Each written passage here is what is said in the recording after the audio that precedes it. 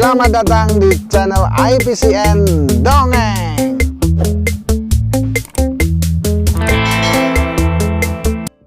Terima kasih. Assalamualaikum warahmatullahi wabarakatuh. Untuk materi pertama nanti adalah tentang kewaspadaan isolasi, program PPI dan konsep dasar HES. Jadi itu adalah materi dasar yang memang harus dipahami tentang tentang pelaksanaan PPI.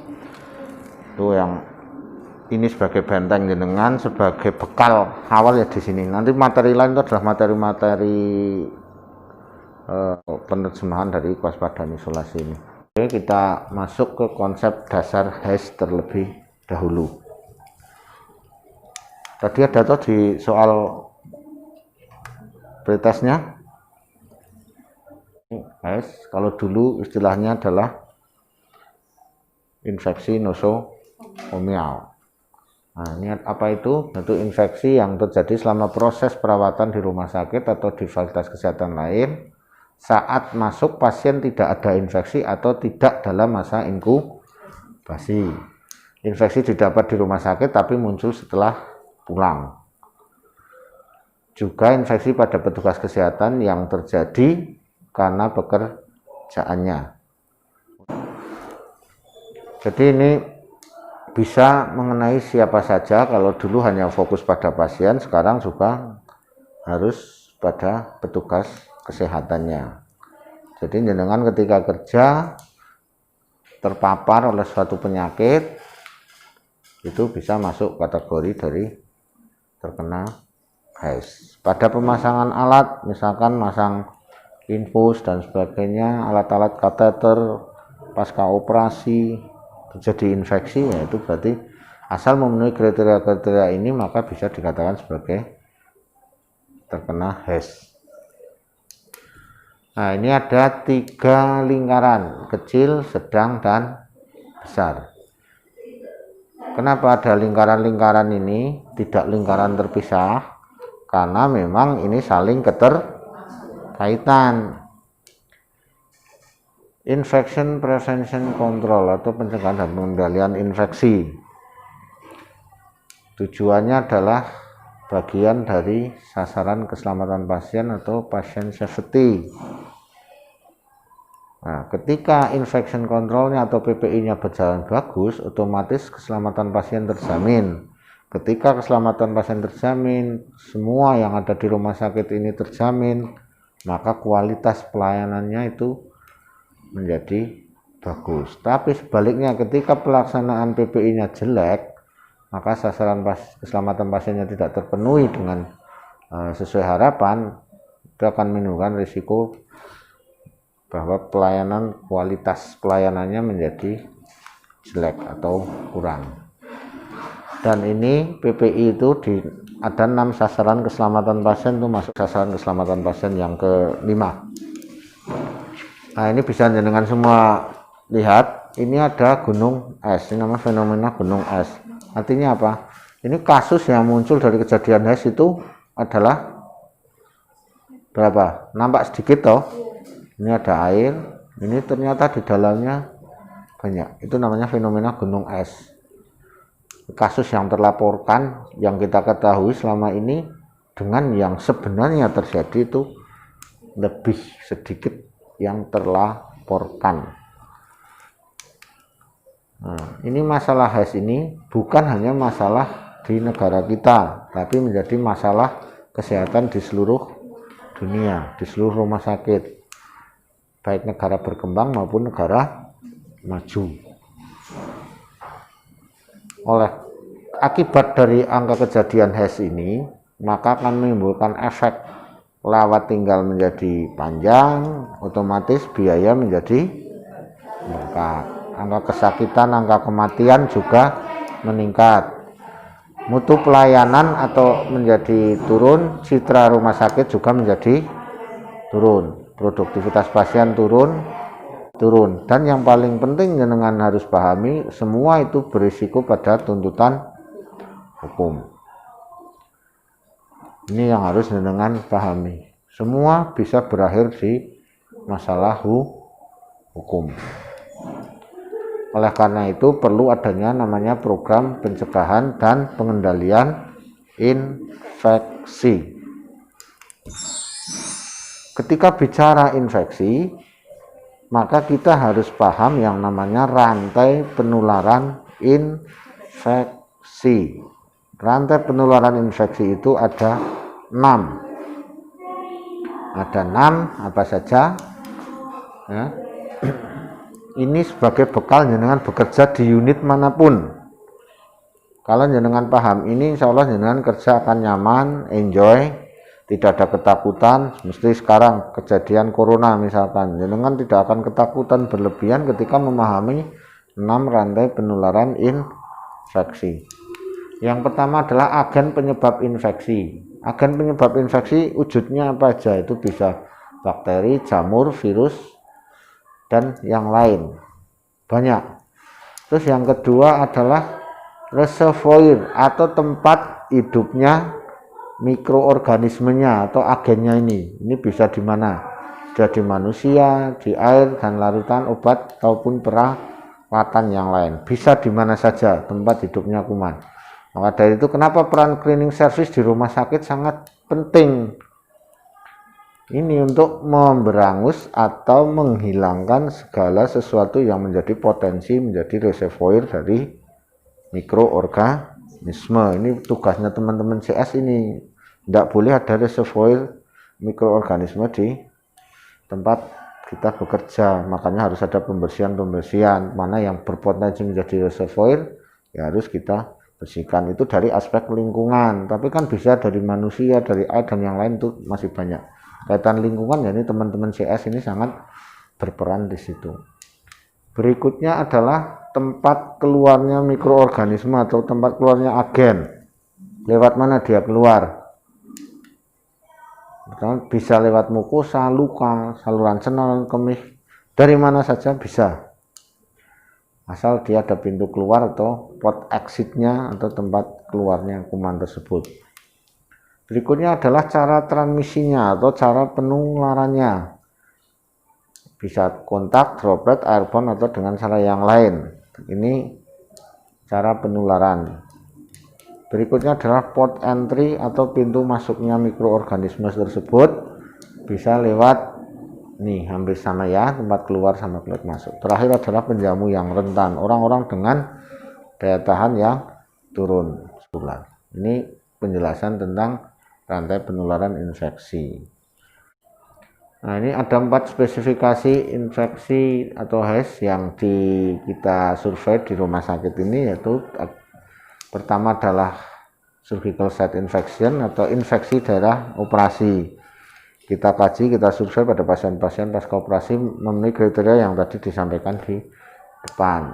Terus ini adalah pemasangan kateter, ini pemasangan vena sentral, dan ini pemakaian alat ventilator.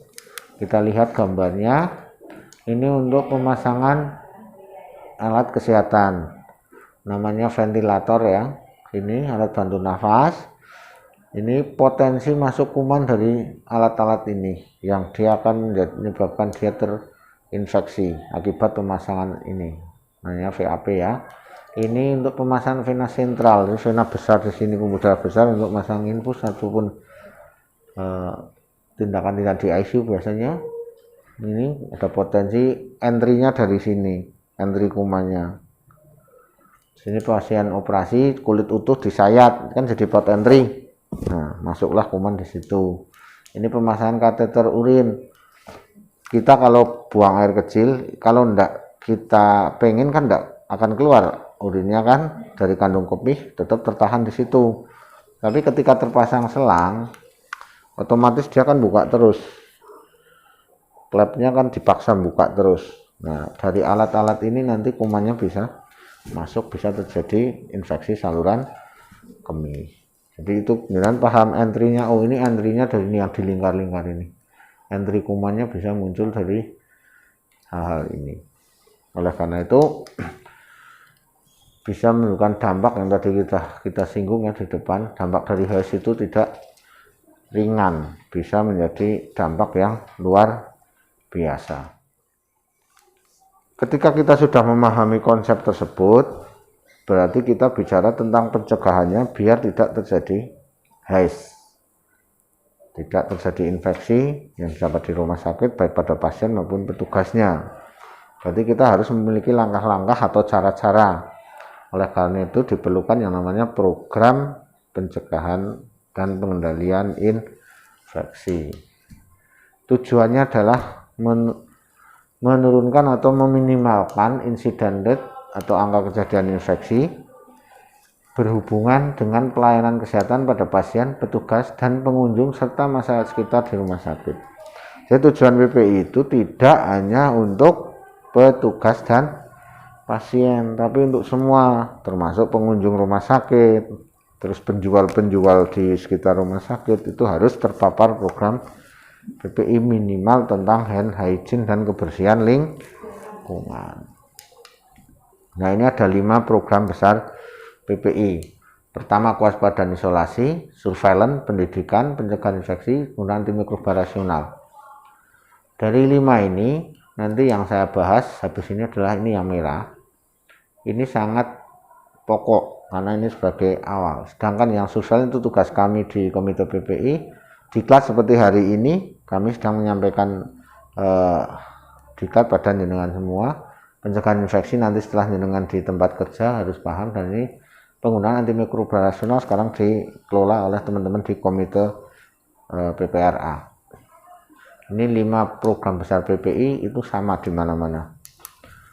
Nah, bagaimana program bisa berhasil? Tentunya ada faktor-faktor pendukungnya biar program tersebut berhasil. Yaitu yang pertama adalah adanya dukungan manajemen, adanya struktur organisasi, 3 peran dan fungsi dari IPCN, otoritas tim PPI, tersedia fasilitas dan komitmen individu. Yang pertama, manajemen harus mendukung penuh apa yang diprogramkan dari Komite PPI. Kalau tidak ada dukungan, semua program jelas tidak akan jalan, karena bagaimanapun manajemen adalah di sini, dalam hal ini ada direktur, itu adalah beliau yang mengendalikan jalannya pelayanan di rumah sakit ini, dan kita semua bertanggung jawab pada direktur. Ketika direktur atau manajemen itu tidak mendukung program-program kita, tidak mungkin akan program berjalan. Struktur organisasi, sebuah program bisa ditelurkan, bisa dihasilkan dari yang namanya organisasi. Oleh karena itu diperlukan adanya organisasi yang mengelola program. Namanya di sini kaitan PP adalah Komite Pencegahan dan Pengendalian Infeksi. Itu ada kita. Terus peran dan fungsi IPCN. Apa sih IPCN? IPCN itu Infection Prevention Control Nurse, yaitu perawat PPI. Saya dan Mbak Sakti di sini IPCN-nya. Tugas kami hariannya adalah memonitoring, salah satunya memonitoring dengan semua kunjungan ke lapangan. Jadi kalau IPCN-nya enggak, males keliling, males untuk observasi di lapangan, monitor, ya PPI ini nanti enggak jalan. Di situ ada peran dan fungsi IPCN itu sangat banyak sebenarnya. Jadi ini motor penggeraknya ada di sini. Berikutnya adalah otoritas tim PPI atau Komite PPI. Sebuah tim akan bekerja maksimal ketika dia diberi otoritas penuh. Komite PPI itu bertanggung jawab langsung pada direktur, tidak pada yang lain. Garisnya jelas. Kita memberikan rekomendasi, dijalankan, baru dari ke direktur, kita bersurat, hasil nanti dari direktur baru turun ke jajaran di bawahnya. Selama diperintahkan di jalan, tidak kami monitoring. Kalau ditemukan tidak dijalankan, ya kami lapor lagi pada direktur. Jadi ini ada otoritas penuh, kita tidak bisa diintervensi kecuali atas perintah direktur. Tersedia fasilitas. Sebuah program tidak akan berjalan kalau fasilitasnya tidak mendukung. Contoh, kita digembar-gemborkan cuci tangan, tapi fasilitas untuk cuci tangannya tidak ada, ya orang tidak bisa untuk melakukan cuci tangan dengan benar.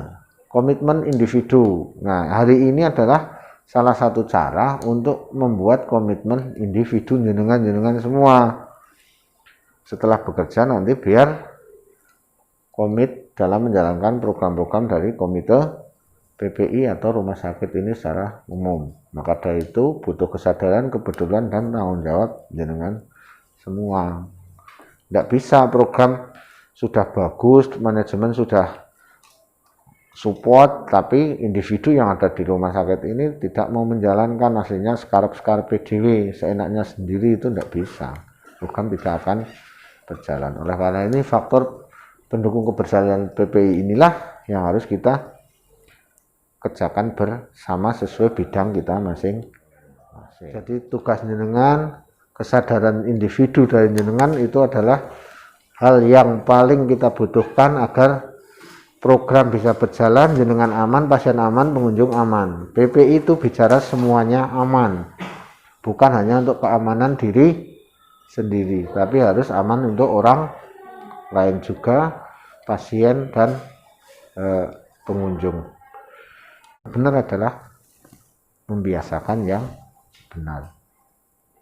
Itu yang bisa saya sampaikan. Kurang lebihnya mohon maaf. Bila taufik wal hidayah. Assalamualaikum warahmatullahi wabarakatuh.